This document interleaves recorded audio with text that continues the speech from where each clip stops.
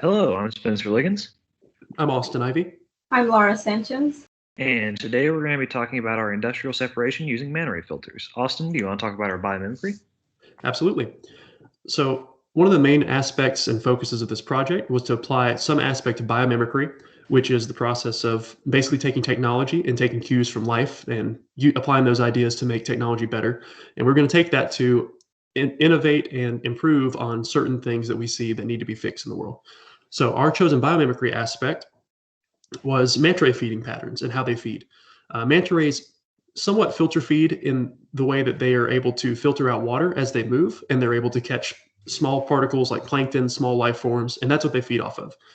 The thing we're most interested in is a novel separation technique they use, Ricochet separation, the publication that we've pulled our information from. That's what they dubbed it as. And basically, wing-like structures cause particles of certain sizes to ricochet away from filter pores, which is where they want to catch the things they want to eat. In this case, mostly plankton and small animals, life forms, etc. This is a novel filtration mechanism. We think it could have certain advantages for industrial applications. Some of these advantages include separating particles smaller than pore size, which you would use for a typical pore filter, tends to get clogged. This allows for high flow rates. Manta ray needs to maintain that in order for it to continue moving forward and feeding. And all of this ends up with resisting clogging, which you would see clogging on typical pore filters, etc. This brings us to the foundry model. The Renaissance foundry model is a pedagogical method that is used to more or less allow for innovation in a very linear sequence, an engineering-minded way to innovate on technology. This brings us to the first aspect of the Renaissance Foundry model, which was our student learning challenge. This is where we were asked to apply an aspect of biomimicry and fluid mechanic concepts that we had gotten in our course to develop technology prototype with a team of students. And we did this by using organizational tools, which are basically the concepts and ideas that undergird our project. These were the manta ray ricochet separation mechanism that we were studying, as well as some of the things that we got in class, such as the conservation of linear momentum equation, Bernoulli's principle, and particle buoyancy, which are all relevant to our project.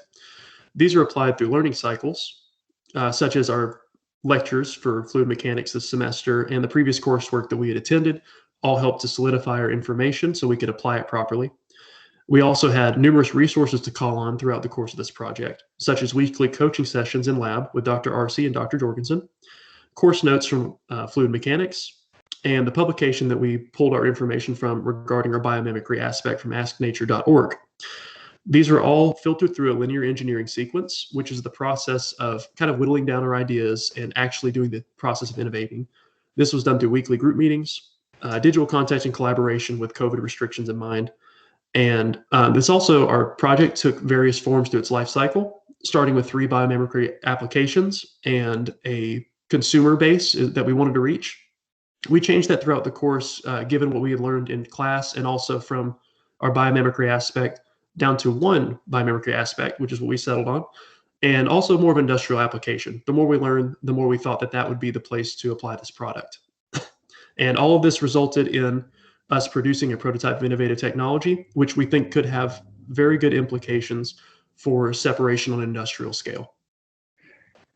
Okay, so to start talking a little bit more in depth about that relations to our fluids concepts that Austin had talked about a second ago, the main thing that we had talked about from the beginning of the project was our linear momentum conservation.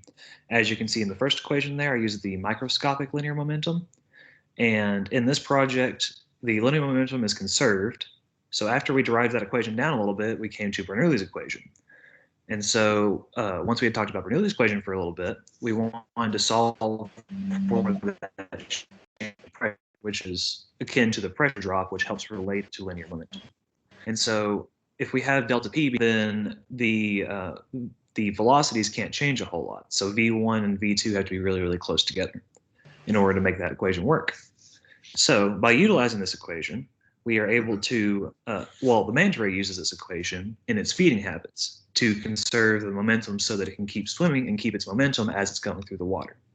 As you can see on that bottom picture there, the orange lines are the particles flowing through and across the top of the filter, and then the blue parts are the fluid that would be going down through the filter. Now, Laura's going to talk to us a little bit about the business and marketing plans. Right, as aforementioned, the application for this is an industrial aspect. So the ricocheting filter is applicable to a variety of solid-liquid separation systems, such as the initial portion of multi-step wastewater treatment processes. A typical wastewater cartridge filter uses particle trapping materials inside.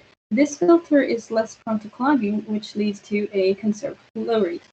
So some of our quality aspects that we have is that this filter is for solid liquid separations of greater than 300 microparticles from a fluid. It functions at high flow rates, it reduces clogging, and it conserves the linear momentum, which is also the flow rate. So for our cost and efficiency, the filter increases the efficiency of solid liquid separation as the size of the particle increases, as you can see on the two bottom charts. This filter is highly efficient with neutrally buoyant particles, and the efficiency is also increased since the linear momentum is conserved due to the reduced clogging. This is more evident at higher flow rates.